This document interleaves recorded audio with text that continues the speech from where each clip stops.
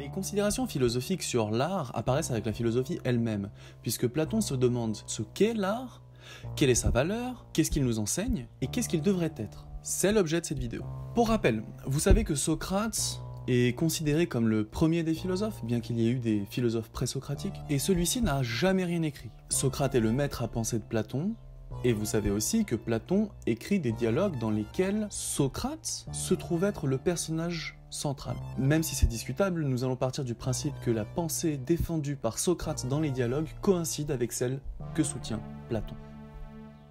Pour commencer, l'art est une poiesis. La poiesis, c'est le terme grec qui décrit la création, c'est-à-dire un acte qui consiste à porter ce qui n'est pas à l'existence, porter le non-être à l'être.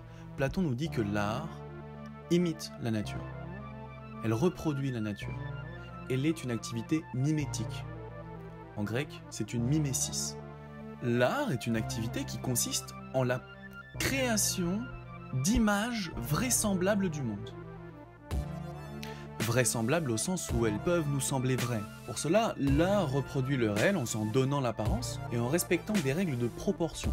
Platon écrit au IVe siècle avant notre ère, donc lorsqu'il pense à l'art, il pense à la sculpture, la mosaïque, le théâtre, la danse et la poésie. Pourtant, je trouve que sa critique s'applique beaucoup plus à notre époque qu'à la sienne, de manière assez surprenante d'ailleurs. Platon nous dit que l'œuvre d'art est une image d'une image. Remarquez que le réel s'offre à nous par le biais de nos sens. Évidemment, les choses ne se réduisent jamais à la manière qu'elles ont de nous apparaître. Par exemple, prenons un cube, qui est d'ailleurs un des 5 solides de Platon. Un cube a 6 faces, mais celui-ci n'apparaît jamais à nos sens comme possédant 6 faces. D'accord ? Nous sommes toujours confrontés à une face, s'il est vraiment face à nous, ou 3, au mieux, si on le prend de côté, vous voyez ? Mais alors comment sait-on qu'un cube a 6 faces réellement, s'il ne se présente jamais comme ça à nos sens ? On le sait parce que notre intelligence peut découvrir, contempler la vérité, en s'abstrayant du monde sensible. Pour Platon, se détourner des apparences est une condition nécessaire à la connaissance. L'art est une activité d'imitation qui ne peut donc que se réduire à la représentation d'une dimension de la chose, et non pas la représentation de la chose elle-même. Elle est donc l'imitation d'une apparence, l'image d'une image. Parenthèse, j'en profite pour vous parler de la théorie des idées de Platon. Bon, Platon remarque d'abord que le réel se présente à nous par le biais de nos sens. Notre monde est un monde sensible, mais comme pour le cube, toute vérité se situe par-delà le monde sensible. Pour bien comprendre, un exemple très simple. Un triangle. Un triangle est une figure géométrique possédant 3 points et 3 segments les reliant. Les triangles, quelle que soit leur dimension, quelle que soit la longueur de ces segments, ont en partage ces caractéristiques. Tous les triangles sont des images particulières d'une idée, celle de triangle. Tous les triangles tracés exemplifient, instancient une idée qui leur préexiste. L'idée de triangle est plus fondamentale que n'importe quel triangle tracé. Notre monde est tout entier constitué d'objets qui instancient des idées. La vérité pour Platon ne peut être retrouvée qu'en cherchant derrière les apparences les idées qui participent à l'existence des choses qui nous entourent. Et quand je dis idée, je ne parle pas du phénomène psychologique. L'idée, chez Platon, c'est une chose bien réelle qui existe en dehors de nous et dont notre monde n'est qu'une image. Ainsi donc, notre intelligence ne se rapporte qu'à des idées qui lui préexistent. On n'invente pas l'idée de triangle. En réalité, on la retrouve.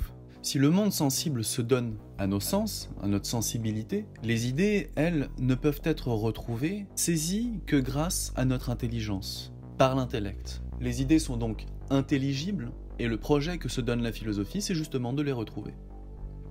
Pour ne pas comprendre l'idée au sens platonicien, et l'idée dans le sens courant de « j'ai une idée », on écrit le « i » en majuscule.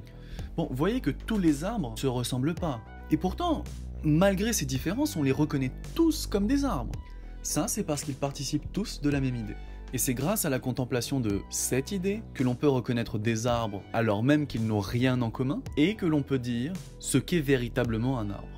Il y a derrière la réalité sensible, derrière les choses qui nous apparaissent et se présentent à nos sens, toujours différentes, toujours changeantes, une réalité intelligible, qui se présente à notre intelligence et qui est plus fondamentale. La vérité consiste en la contemplation de cette réalité intelligible. Et cette réalité, nous en avons tous déjà fait l'expérience. Notre âme, avant de s'incorporer, d'entrer dans un corps, avait déjà contemplé ces idées-là. Et c'est en s'incorporant qu'elle en a perdu le souvenir. En ce sens, comprendre, pour Platon, c'est se souvenir. Et sans ça, on serait incapable de comprendre quoi que ce soit ou de distinguer des genres d'êtres entre eux, voyez. Étant donné que la vérité porte non pas sur l'apparence des choses, mais sur les choses elles-mêmes, sur leur essence, leur fondement, leurs principes, tout ce qui se cache derrière, au fond, les apparences, et qui ne peut être dégagé que par notre intelligence. Alors tout ce qui se rapporte à l'apparence et qui s'adresse à notre sensibilité nous éloigne de la vérité. L'art est une activité créant des œuvres ayant des apparences d'apparence. Il nous éloigne, donc, de la vérité. Et il nous en éloigne d'autant plus que son modèle est absent. Dans le cas de l'ombre et du reflet, on assiste bien à une duplication de l'apparence, mais l'original est présent. L'œuvre dissimule l'original, car elle existe en son absence et se fait passer pour lui. Remarquez que l'art a une forme d'autonomie aussi, par conséquent. Autonomie sur laquelle il nous faudra revenir et qui nous permettra de comprendre pourquoi est-ce qu'une œuvre d'art continue d'avoir de la valeur, même lorsque l'époque qu'il a vu naître est passée. Bref, pour Platon, l'activité artistique est une activité fallacieuse, créatrice de simulacres qui cherchent à nous tromper et à nous éloigner de la vérité. Puisque l'artiste prend pour modèle le monde sensible au lieu de prendre pour modèle les idées qui elles-mêmes sont le modèle du monde sensible, l'artiste creuse l'écart qui nous sépare de la contemplation des idées et donc de la connaissance.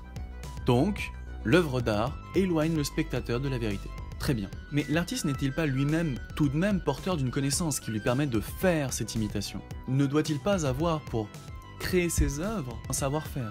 L'art n'est-il pas en lui-même un domaine de connaissance? Bah non. Dans l'Apologie de Socrate, Platon nous dit que ce n'est pas en vertu d'un savoir que les artistes composent ce qu'ils composent, mais en vertu d'une disposition naturelle et d'une possession divine. Il est habité par les dieux, à la manière de ceux qui font des prophéties et qui rendent des oracles. L'artiste est semblable au prophète. Ces gens-là aussi disent des choses admirables, voilà, très bien, bravo tout le monde. Mais l'artiste, de la même manière que le prophète, n'a aucune idée de ce dont il parle. Ils sont inspirés, c'est-à-dire qu'ils se font simplement les scribes d'une parole qui vient d'ailleurs. Dans la mythologie grecque, la Sibylle, c'est cette prêtresse d'Apollon qui fait des prophéties sous son influence. Apollon s'exprime à travers elle, et c'est un point qu'elle partage avec les artistes. Les artistes ne savent pas eux-mêmes comment ils composent, l'inspiration leur vient, en fait. C'est pour ça qu'il y a un mythe autour du génie. Les artistes ont un don, voilà. Un don, c'est-à-dire qu'on leur a donné quelque chose, on leur a offert une plus-value, vous voyez, qui vient d'ailleurs. Bon, puisque l'art est une activité créatrice, il y a quelque chose qui la rend semblable à l'activité d'un dieu. Platon n'insiste pas forcément sur ce point, mais notez que les prophéties sont énoncées dans une forme énigmatique.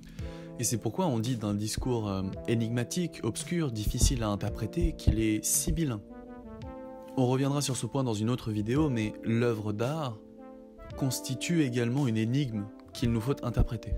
Aujourd'hui, quand quelqu'un produit en l'artiste une forme d'inspiration, on dit de lui que c'est sa muse. Le terme de muse renvoie également à la mythologie grecque. Les muses sont les 9 filles de Zeus, inspiratrices des arts. Alors, nous avons Calliope pour la poésie épique, Clio pour l'histoire, Erato pour la poésie lyrique et érotique, Euterpe pour la musique, Melpomène pour la tragédie et le chant, Polymnie pour la rhétorique et l'éloquence, Terpsichore pour la danse, Thalie pour la comédie et Uranie pour l'astronomie. Bon, et je crois qu'il y a aussi dans l'imaginaire collectif ce lien entre le génie et la folie, ce lien entre clairvoyance et irrationalité. Pour bien comprendre la critique que Platon adresse à l'art, il faut comprendre que dans un contexte démocratique, athénien, celui qui parvient à persuader et à obtenir l'assentiment de son auditoire détient par là un pouvoir politique. La sophistique est justement cette discipline qui prétend enseigner à s'exprimer de façon à persuader son auditoire, sans pour autant dire la vérité. Et c'est contre ce genre de pratique que la philosophie se constitue. La philosophie combat, historiquement, les discours qui paraissent être vrais, pour les remplacer par des discours qui visent le vrai. Bref, la philosophie met en garde contre les discours fallacieux. L'art apparaît comme analogue à la sophistique. Les deux appartiennent au genre de la flatterie, car ils sont tous deux à l'origine d'objets, respectivement pour l'art des œuvres, pour la sophistique des discours, qui ont l'air vrais, qui sont beaux, qui sont agréables, sans pour autant l'être authentiquement. Le sophiste couvre son discours d'un voile de beauté qui en dissimule la fausseté. Et l'artiste fait de même. Ce sont là les charmes du langage et les charmes de l'art. De plus, l'acteur est cet artiste qui se fait passer pour ce qu'il n'est pas. Et là, on comprend bien la dimension politique de l'art, tant il est vrai que le peuple peut se laisser berner et donner un pouvoir à quelqu'un qui ne le mérite pas. Lorsqu'au livre 10 de la République, Platon décrit la société idéale, il précise que l'artiste n'y aurait pas droit de citer. Bref, Platon dévalue l'art. Premièrement parce qu'il est flatteur, séduisant. Deuxièmement parce qu'il se fait passer pour vrai. L'art nous amène ainsi à se désintéresser de la réalité, et donc de la vérité.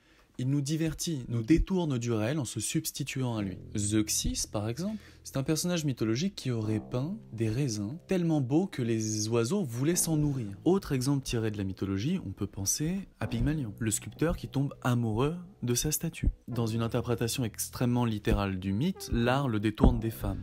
L'art a cette tendance à se substituer au réel. Bon, vous me direz, on ne se trompe jamais, on confond jamais l'art avec la réalité. Personne n'a essayé de manger une nature morte, vous voyez, bon. Très bien. Alors expliquez-moi qu'il y ait une dimension émotionnelle dans l'expérience artistique. Si vous ressentez des émotions face à l'art, par exemple la peur face à un film d'horreur, c'est que quelque chose en vous reconnaît ce que vous percevez comme réel.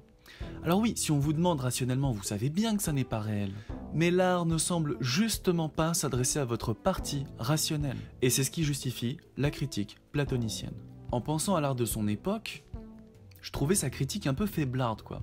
Mais dès qu'on regarde la nôtre, c'est fou la perspicacité du type, quoi. Voyez à quel point la télévision, le cinéma, la musique, les jeux vidéo sont présents dans nos vies.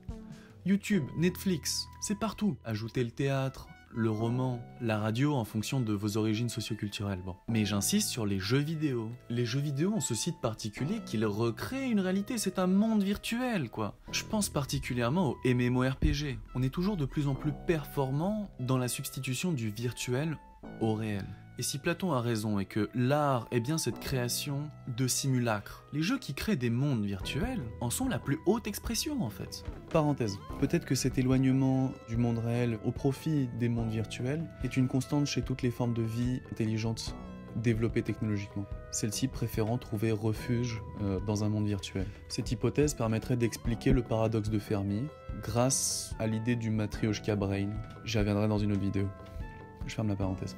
Soit dit en passant, cette multiplication des stimuli fascinants, cette décharge émotionnelle produite par l'art, et que l'industrie audiovisuelle multiplie, ça aboutit à rendre notre réel fade, par contraste, et à générer l'ennui. Flaubert illustrait déjà ce phénomène, dans Madame Bovary, en nous racontant l'histoire d'une femme qui espère une vie, un amour, un bonheur, romanesque, à la hauteur de ce que l'art fait miroiter, mais qui n'existe peut-être que dans cet univers fictif qu'est la littérature. Et cette confusion, cette incapacité à se satisfaire du réel a des conséquences funestes.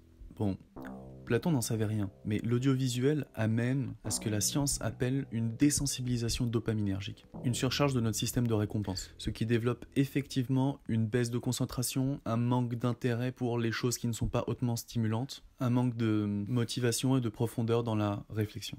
Ce que des Français ont appelé la pensée zapping. L'art fait donc passer ces objets pour véritables et désirables. L'art peut donc faire passer le laid pour le beau. D'après Platon, nous applaudissons le comédien pour les qualités de son jeu, alors même qu'il présente des personnages aux actions basses, méprisables. Étant donné que le comédien est admirable dans son interprétation, on a tendance à admirer ces personnages-là et à les imiter. À l'époque de Platon, ce sont les Aèdes, qui sont les artistes qui composent des chants épiques, des épopées, et qui les interprètent. Ceux-ci ne font pas que rapporter des événements historiques ou imaginaires, non. Ils créent un cadre narratif qui, par sa forme, par les talents de comédien de l'Aède, par la musique, est immersif. On vit au présent ce qui nous décrit, quoi. Il incarne le personnage, dont il raconte l'épopée en l'interprétant. Et ainsi, certains personnages deviennent aimables à nos yeux, alors même qu'un examen rationnel nous les rendrait détestables. Et les exemples ne manquent pas dans la culture populaire. Le capitaine Jack Sparrow est charismatique, le Dr House est touchant, le docteur Lecter est charmant, et pourtant, ce ne sont pas des exemples de vertu. Sparrow est un voleur sournois irresponsable, House est un misanthrope narcissique pharmacodépendant, et Lecter est un psychopathe manipulateur cannibale. Et la culture populaire regorge de ce qu'on appelle aujourd'hui des anti-héros, au sens où ils ont une faiblesse psychologique, un défaut psychologique, ou un manque de droiture morale. Et voilà qu'émerge le problème moral. Les œuvres d'art ont une dimension qu'on pourrait dire éthogénétique, au sens où elles génèrent des comportements, des manières d'être. D'ailleurs, l'anglais rend mieux la chose que le français, avec le terme de character, de rien pour l'accent. Le caractère, c'est à la fois un personnage de fiction et un ensemble de traits moraux et mentaux qui désignent un individu réel. Il est évident que si les personnages des œuvres artistiques influencent nos comportements et nos décisions, l'art prend dès lors une dimension politique et morale. Et c'est là que ça se complique. Si l'art est effectivement éthogénétique, est-ce qu'on ne pourrait pas se servir de lui pour rendre les gens meilleurs, plus moraux, plus droits moralement? C'est-à-dire se servir de l'art pour porter les spectateurs à la vertu. Par ailleurs, j'illustre propos platoniciens à l'aide d'œuvres d'art précisément. Donc, n'y a-t-il pas une dimension exemplaire dans l'art? L'art n'est-il pas à même d'illustrer le vrai? D'ailleurs, Matrix est un excellent film platonicien, et Memento aussi. Je laisse ça là.